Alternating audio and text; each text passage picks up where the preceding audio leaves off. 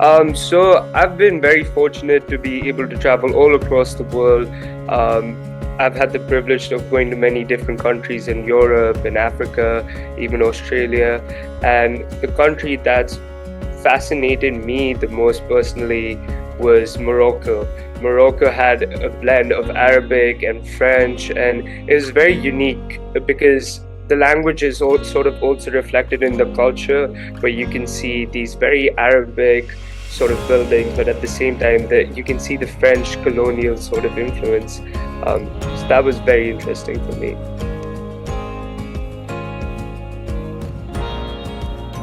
I think it was a very fruitful sort of adventure. I got to learn so much about their culture, so much about the food, a decent amount their history, the courtyards, which they call the riads, all of the bazaars. And I'd say it really opens your perspective on, how other people live, and you sort of get a very worldly view.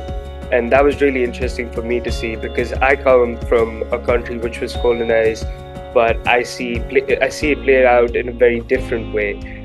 So it was very interesting for me to see the French influence in what's more or less an Arabic sort of culture. I think traveling definitely makes you a very tolerant person.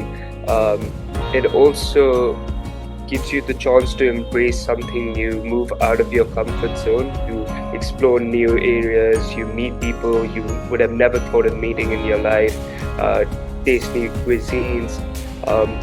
In general, it sort of expands your worldview, and you realize you're a very, very small sort of individual in this very wide world. And I think that perspective is very enlightening to a lot of people. So yeah.